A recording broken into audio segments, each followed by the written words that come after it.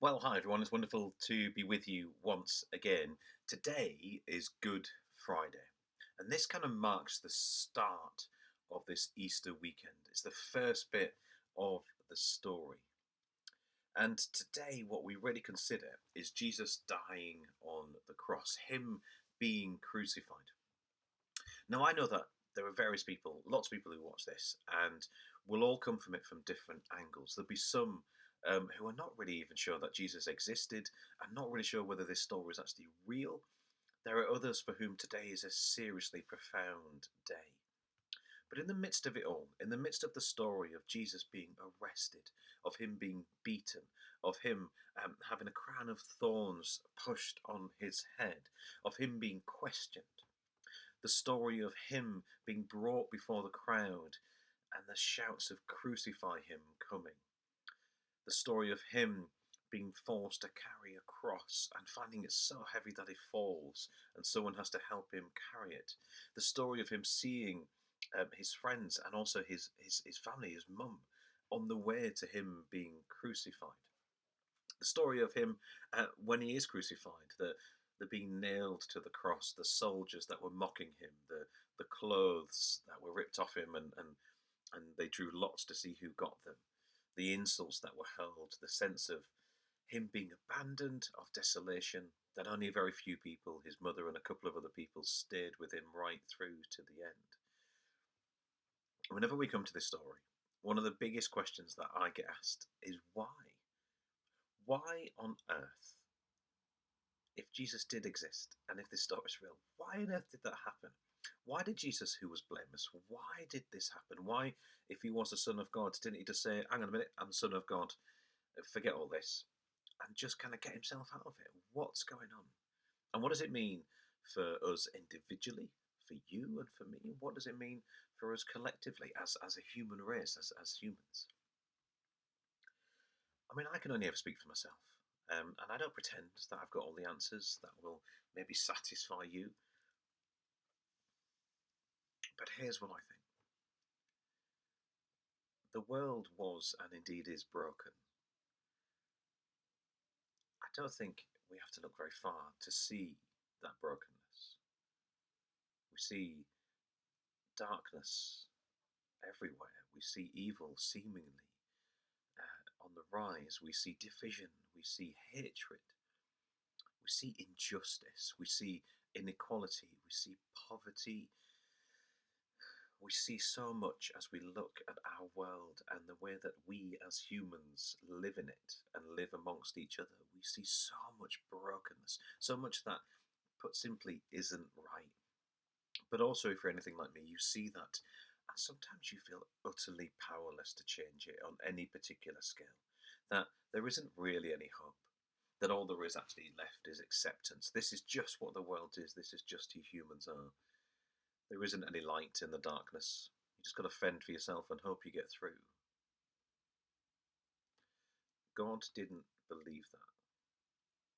So often, and it's not my quote, it's someone else's, so often I consider the notion of faith and belief in God. What about God's faith and belief in us? I am a fallen human. I get so many things wrong. I'm not in any way, sense, or form perfect. If you spend any length of time with me, that will become evidently true. I'm full of failures and iniquities, and I'm sometimes I mess things up terribly, and I can't put them right on my own. I can't kind of make everything back to being in balance again. So in the same sense of the world being broken, so am I. I'm broken. I'm genuinely not the person that I should be, and I can't seem to get myself to be in that place. When we see Jesus going through all of this on Good Friday, the beatings, the pain, the suffering, the being crucified even to death, what I believe as a Christian, and other Christians might have different takes on it, but this is where I'm coming from, is he said, give it all to me. Give it all to me, all the darkness, all the pain, all the suffering, all the grief, all the brokenness, all the failure, all the guilt, all the hate. Give it all to me, and I'll carry it. And I'll carry it to the point of it killing me. But I'll do it so that you can be free of it, that there's hope, that this isn't inevitable anymore, that darkness and evil winning isn't the end of the story. Today is meant to be that day of lament. It's meant to be a day of thinking about the struggles that as individuals and collectively we face. It's meant to be a day of thinking about Christ taking this on and thinking about the genuine sadness of him going through this, but also in a much more profound way and a deeper way. It's a chance for us to genuinely explore our souls and our lives as humans, to look at the brokenness, but to go, this isn't the end of the story. Somebody took this for us. Someone took this for us. It was the Son of God. His name was Jesus, and he said, give it to me. Give it to me. And the beauty is, this isn't the end of the story. It doesn't mean we can rush from this moment, because it's in this moment that we see Jesus taking this all upon him. But it's actually that notion that Easter Day is coming, when the brokenness, the hatred, the evil, the darkness, the divisions, all of it has tried to kill Jesus, and he overcomes it all, therefore giving us hope to do the same. And again, not just as individuals, but as humanity. So today, spend time just thinking about these things. Thinking about what you see around you in the world around you. Thinking about, like I have, the person you are, but also the person you really wish you could be. Think about Jesus on that road carrying the cross and being crucified, taking all of this on him. Think about what it means for you, what it means for us, what it means for us all. We're going to finish by having a beautiful song called How Deep the Father's Love for Us. And I'll see you again on Easter Day.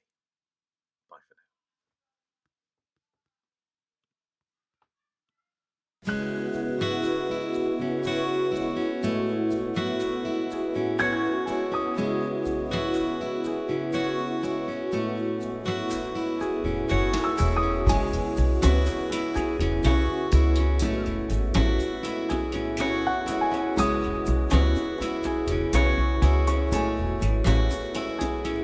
How deep the Father's love for us, how vast beyond all measure, that he should give his only Son to make a wretch his treasure. How great the pain of searing loss, the Father turns his face away, as wounds which mar the chosen one bring many sons to glory.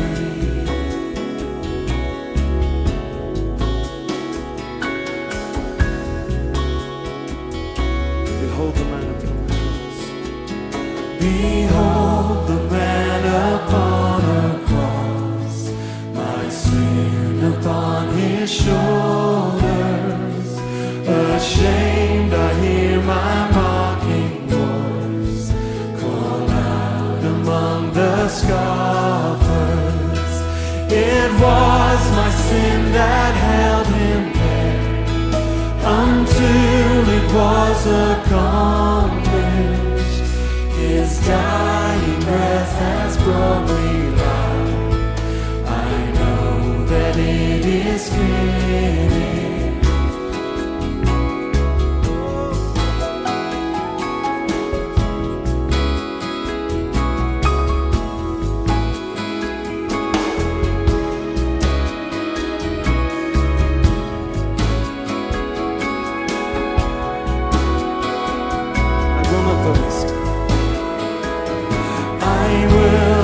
Boast in anything, no gifts, no power, no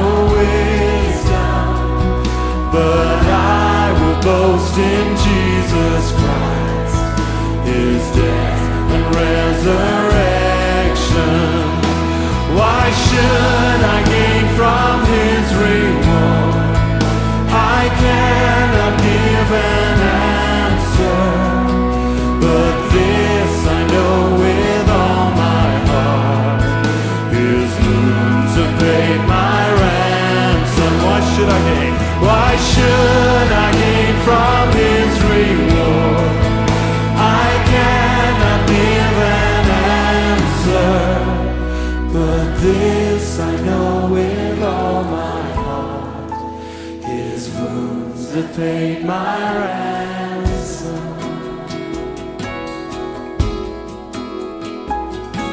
Your wounds have paid